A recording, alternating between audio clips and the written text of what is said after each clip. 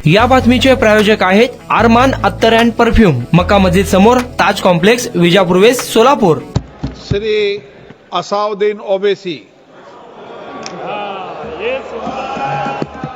बहुत बहुत शुक्रिया सर। स्पीकर सर, मैं ये वक्फ तरमीमी बिल की मुखालिफत में खड़ा हुआ हूं। किसी एक शायर ने बड़ा अच्छा कहा था, जब भी ज़मीर और ज़र्फ का सौदा हो दोस्तों, जब भी ज़मीर और ज़र्फ का सौदा हो दोस्तों, कायम रहो हुसैन के इनकार की तरह। सर, ये वक्फ तरमीमी बिल भारत के गयूर मुसलमानों के ईमान पर, इबादत पर एक हमला है। नरेंद्र मोदी की हुकूमत ने इस मुल्क की सबसे बड़ी अक़लियत के खिलाफ एक ऐलान जंग कर दिया, और ये जंग ना सिर्फ मेरे जिस्म पर है, बल्कि मेरी आज़ादी पर, मेरी समाजी और माशी मार्जिनलाइजेशन पर है, मेरी शहरियत पर है, मेरे मदरसे, मस्जिदों, खानखाहों और दरगाहों को निशाना बनाया जा रहा है। और ये हुकूमत सच्चाई को नहीं बयान कर रही है कि ये तरमीमी बिल से मुसलमानों का तहफ़्फ़ुज़, तरक्की और गुर्बत का खात्मा होगा। ये सरासर झूठ है। सर, अगर आप आइन के आर्टिकल 14 को देखेंगे तो उसमें लिखा हुआ है इक्वल प्रोटेक्शन। अब आप देख लीजिए सर कि हिंदू, सिख और जैन को और बौद्ध को उनके एंडोमेंट में तहफ़्फ़ुज़ मिलेगा, क्योंकि उनका एंडोमेंट बाय यूजर बरकरार है और उनका एडमिनिस्ट्रेशन उनके हाथ में होगा। कि गैर हिंदू या गैर उनके मजहब का आदमी दान भी दे सकता है उनके लिए, और एंडोमेंट बोर्ड का तहफ़्फ़ुज़ भी मिलेगा, क्योंकि उसके ऊपर ओवरराइडिंग क्लॉज अप्लाई नहीं होगा, लिमिटेशन का कानून उस पर अप्लाई नहीं होगा। उसके बरक्स ऑपोजिट आप देख लीजिए, मुस्लिम वक्फ को वक्फ बाय यूजर निकाल दिया गया। एक मुस्लिम वक्फ की जायदाद पर कब्जा होगा, लिमिटेशन लगेगा, तो जो एनक्रोचर है, जो खाबिज है, वो रातों रात मालिक बन जाएगा और एक गैर मुस्लिम वक्फ बोर्ड को एडमिनिस्टर करेगा। ये आर्टिकल 14 के इक्वल प्रोटेक्शन का वायलेशन। अब आर्टिकल 14 में सर इक्वालिटी बिफोर लॉ भी है, और उसका कैसा वायलेशन हो रहा है कि कोई आर्बिट्ररी स्टेप नहीं ले सकता, और कोई भी ऑफिशियल किसी भी तरीके से गलत आर्बिट्ररी फैसला नहीं लगा। यहां पर आप एक डेजिग्नेटेड ऑफिसर को रखकर वो फैसला लेगा कि ये जायदाद वक्फ की है, गवर्नमेंट की है। क्या ये प्रिंसिपल्स ऑफ नेचुरलिटी के खिलाफ नहीं है, जिसका तकर्रुर एग्जीक्यूटिव करती है? ये हमारे theory of separation of powers, Bharat के आइन का बेसिक स्ट्रक्चर का हिस्सा है। क्या इसका वायलेशन नहीं है? सर, आर्टिकल 25 का वायलेशन कैसे है कि आप मुसलमानों से वक्फ बाय यूजर छीन रहे हैं और फिर आप कर्ब कर रहे हैं वक्फ वाल औलाद को, मगर वहीं पर दूसरे धर्म के मानने वालों को उनके मजहब पर चलने की पूरी इजाजत है। लफ्ज जो आर्टिकल 25 में इस्तेमाल हुआ सर, वो इक्वली एंटाइटल्ड, यहां पर मुसलमानों के इक्वल एंटाइटल्ड नहीं हो रहा। अभी हम गृह मंत्री का, वजीर दाखिला का यहां पर उनका हमने तकरीर सुनी, यहां पर वो ये कहते हैं, वजीर दाखिला, शायद वो कटमुल्ला की जबान ना कह दें, वजीर दाखिला कहने पर वजीर दाखिला ने अपने बयान में कहा कि बोर्ड और काउंसिल जो होगा वो माने वक्फ इस्लाम से अलग है। सर, अगर ये बात सच है आपकी, तो फिर आपको यह कानून बनाने की जरूरत ही नहीं है। आप एक नॉन स्टैट्यूटरी बॉडी बना दीजिए। ये जो कानून बन रहा है ना सर, ये आर्टिकल 26 इसका सोर्स है, और आर्टिकल 26 जब इसका सोर्स है तो आर्टिकल 26 का ABCD क्या कहता है कि रिलीजियस डिनोमिनेशन को अपने मजहब के अफेयर्स खुद चलाना, मूवेबल इमूवेबल प्रॉपर्टी को लेना और एडमिनिस्टर करना।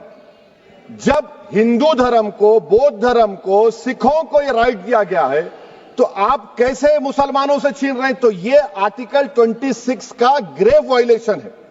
तो सर, अब वक्फ बाय यूजर का मामला देखिए, मिनिस्टर साहब ने कहा कि एंक्रोचमेंट हो रहा है, 17,000 एंक्रोचमेंट हुए हैं। तो यही नरेंद्र मोदी की हुकूमत ने 2014 में उस वक्त के मंत्री ने एक Waqf properties eviction of unauthorised occupants bill को इंट्रोड्यूस किया। आपने विड्रॉ कर लिया 2024 में उसको। क्यों विड्रॉ किया सर आपने? जब आप मान रहे थे कि एंक्रोचमेंट हो रहा है तो आपने बिल को विड्रॉ कर लिया। अच्छा सर, अब वक्फ बाय यूजर को आपने निकाल दिया, माने कंडीशन क्या लगाए कि अगर उसमें डिस्प्यूट होगा और गवर्नमेंट प्रॉपर्टी होगी। सर, डिस्प्यूट तो है। मिसाल के तौर पर मोहिबुल्लाह साहब जिस मस्जिद के इमाम हैं, पार्लियामेंट के सामने मस्जिद है सर, 123 प्रॉपर्टीज में मस्जिद है, डिस्प्यूट चल रहा है।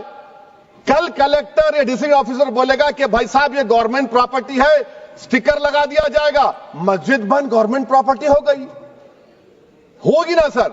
अब ये बताइए, आप जब से यहां पर पूरे बीजेपी रूलिंग पार्टी हमको ज्ञान दे रहे हैं कुछ नहीं होगा, कुछ नहीं होगा, मैं दलील के साथ बता रहा हूं आपको।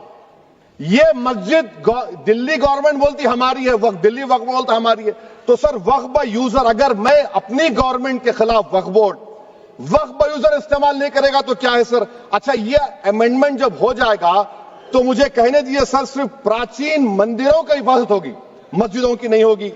अब सर आप आ जाइए, अगर डिस्प्यूट मेरा एंशिएंट मॉन्यूमेंट से वक्फ का, एक मिसाल दे रहा हूं, दिल्ली में 172 वक्फ प्रॉपर्टीज एएसआई कंट्रोल में है, मैं तो हार ही गया वो, क्योंकि मेरे पास डॉक्यूमेंट नहीं है। आप कह रहे हैं कि डॉक्यूमेंट चढ़ाओ, अगर मेरा गवर्नमेंट से डिस्प्यूट चल रहा है मैं तो क्लेम ही नहीं कर सकता, क्योंकि आप जज बनेंगे, आप ही फैसला करेंगे, और जब तक आप फैसला नहीं करते वो वक्फ की प्रॉपर्टी नहीं होगी, वो प्रोविजन डाल दिया आपने।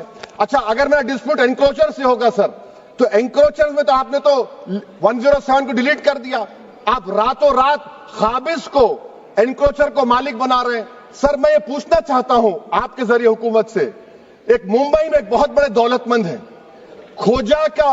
खोजा बरादरी का यतीम खाना था, उन्होंने 2004 या 5 में 22 करोड़ में खरीद लिया। वो केस सुप्रीम कोर्ट में, क्या आप उनको मालिक बनाना चाहती है लिमिटेशन एक्ट अप्लाई करके? हमको बताइए, हम जानना चाह रहे हैं। और सच्चर कमेटी ने सर 2007 में कहा कि दिल्ली के 123 प्रॉपर्टीज की मार्केट वैल्यू 6000 करोड़ की। आज हम 2025 में आ गए, क्यों आप उन प्रॉपर्टीज के खिलाफ पड़े हुए? 1976 में उस वक्त के वजीर आजम इंदिरा गांधी लेटर लिखा, इसको आप दे दीजिए, मगर आप उसको मानने को तैयार नहीं है। तो सर और एक जो झूठ फैलाया जा रहा है, management empowerment efficient development, sir this bill takes any management from the hands of Muslims, disempowers the waqf in comparison to any other stakeholder, takes away the efficiency of administration and hampers development.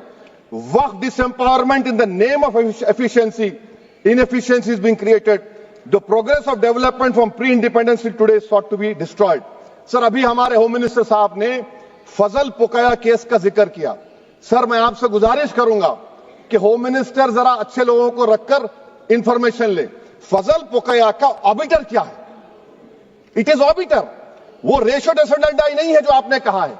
अच्छा sir, schedule tribe के बारे में कहा, क्या schedule tribe में मुसलमान नहीं होते? शेड्यूल कास्ट में नहीं होता मुसलमान, शेड्यूल ट्राइब में मुसलमान होता, तो क्या आर्टिकल 25 मेरा चला गया, आर्टिकल 26 चला गया, आर्टिकल 14 चला गया, 15 चला गया, 29 चला गया? लक्षद्वीप का एक मुसलमान एमपी है, क्या उसको राइट नहीं है क्योंकि ट्राइबल है? क्या कह रहे हैं आप? इस ऐवान को क्यों गुमराह कर रहे हैं आप शेड्यूल ट्राइब के नाम पर?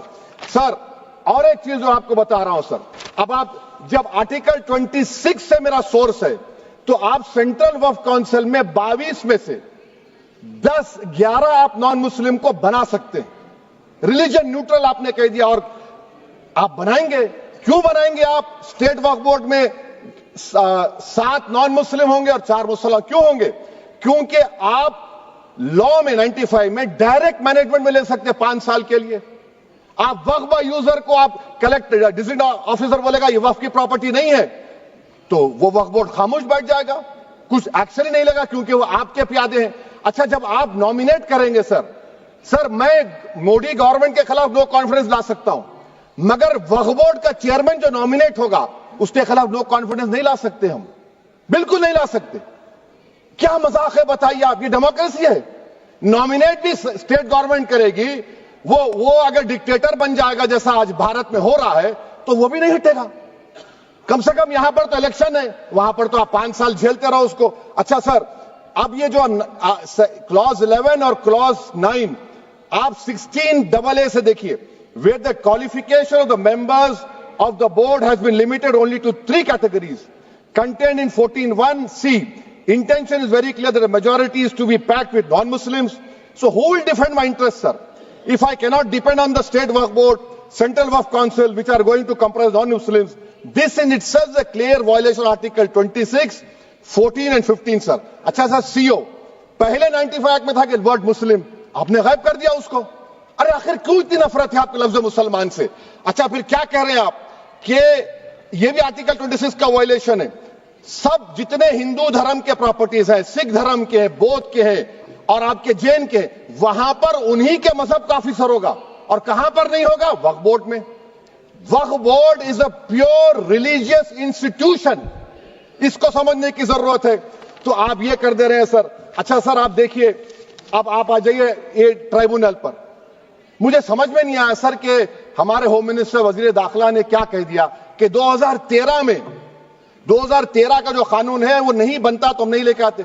मैं बड़े अदब के साथ उनसे पूछना चाह रहा हूं कि क्या उस वक्त राजनाथ सिंह साहब, अडवाणी साहब, हमारी लेट सुषमा स्वराज, ये बड़े बड़े नेता यहां बैठे थे? आपने यूनानिमस उस कानून को पास करवा दिया। कीर्ति आजाद थे उस वक्त, अब यहां बैठे हैं वो टीएमसी में। तो क्या आप गलत थे या वो गलत थे? हमको बता दीजिए, आप बता दीजिए। क्योंकि अगर अडवाणी आपके लिए बहुत बड़ा नेता है, मेरे लिए नहीं हो सकते, आपके लिए आपने पद्मश्री दिया उनको। मोहतरमा सुषमा स्वराज की जबरदस्त तकारीर का मैं कायल हूं। वो बैठकर उस 2013 को यूनानिमस पास कर दिए। मुझे कंफ्यूजन है कि क्या अमित शाह, नरेंद्र मोदी बड़े हैं या अडवाणी बड़े हैं? आपके लिए आप तय कर लीजिए। अच्छा सर, आपके tribunal sir, railway Clements tribunal, NGT tribunal, income tax, वैसे 14-15 ट्राइब्यूनल है। हिंदू एंडोमेंट का ट्राइब्यूनल, सबका अपील नहीं होती, रिव्यू होता है। गृह मंत्री सरकार कह रही है कि नहीं, रोक दिए, रोक लगा। कैसे रोक लगाते हैं? रिव्यू और अपील में तो फर्क होता है ना सर। आप ही कह रहे हैं कि पूरे कोर्ट्स में बैकलॉग है और आप अपील कर रहे हैं। अच्छा सर, रिटायर्ड डिस्ट्रिक्ट जज 95 में सिटिंग डिस्ट्रिक्ट जज था, जो एडमिनिस्ट्रेटिव कंट्रोल था सीजीआई साहब, उसको निकाल दिए। अच्छा सर, अब आप अभी हमारे मंत्री साहब ने कहा trust, sir Shri Sai Baba trust 2004, वो ये कहता है जो ऑफिसर उसमें काम करता है उसको साई बाबा का डिवोटी होने चाहिए और उसको डिक्लेरेशन लिख के देना पड़ेगा। यहां पर हो रहा तो यहां पर क्यों नहीं हो रहा? अच्छा सर, आप फिर देख लीजिए, ये आपका हो गया सर। हां, अब अमित शाह साहब ने सेक्शन 2A के बारे में कहा और उन्होंने इस बात का इकरार कर लिया कि दाऊदी बोहरा के लिए यह बनाया गया है। मगर मैं आपके जरिए से गवर्नमेंट से पूछना चाह रहा हूं, आपने तो उस प्रोवाइजो में दाऊदी बोहरा का नाम ही नहीं लिखा। आपने उनको भी थैंक यू कर दिया, उनका नाम क्यों नहीं लिखा आपने?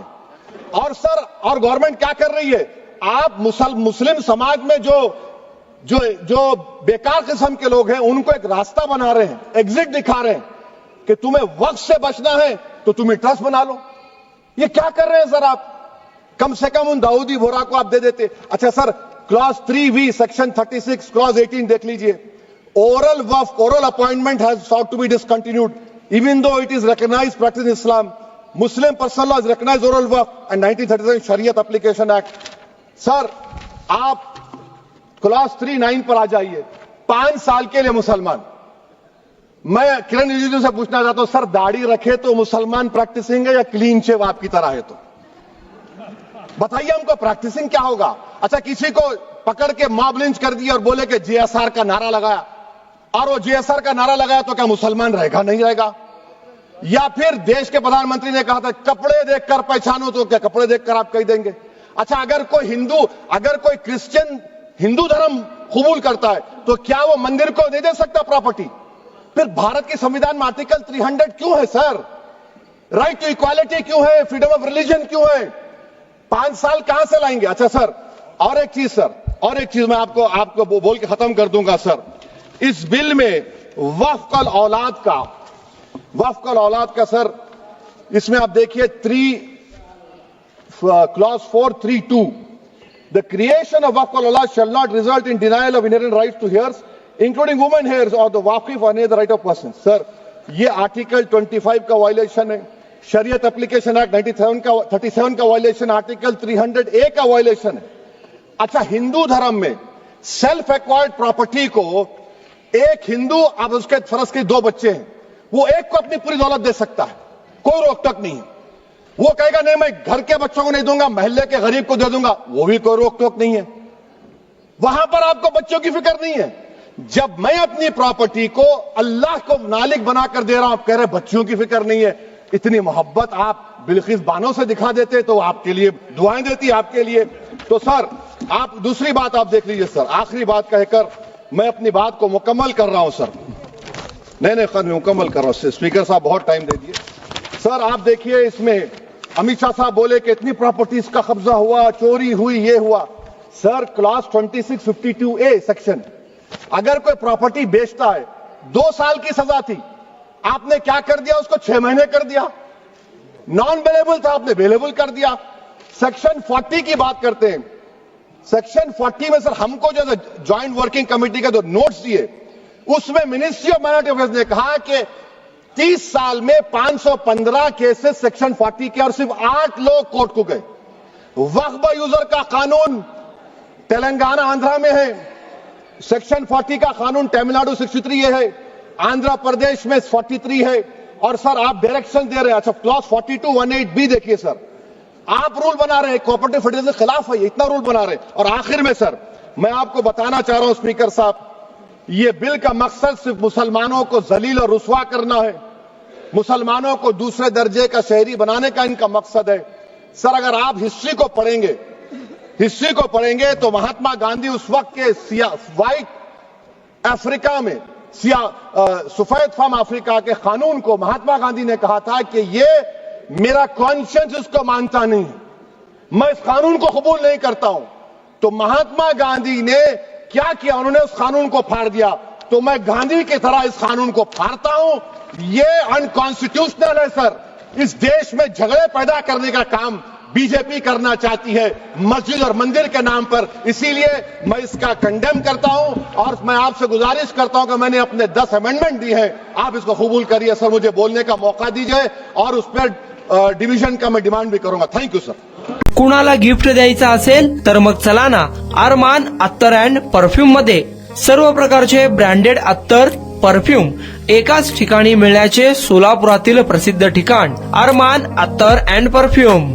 Ajmal, Rasasi, Ahmedul Maghribi, Swiss Arabian यासारखे नामवंत कंपनीचे अत्तर अँड परफ्यूम मिळतील। इम्पोर्टेड गॉगल्स मध्ये पोगली, Ray Ban, LB, Ferrari, Gucci, Armani आदी नामवंत कंपनीचे गॉगल्स मिळतील।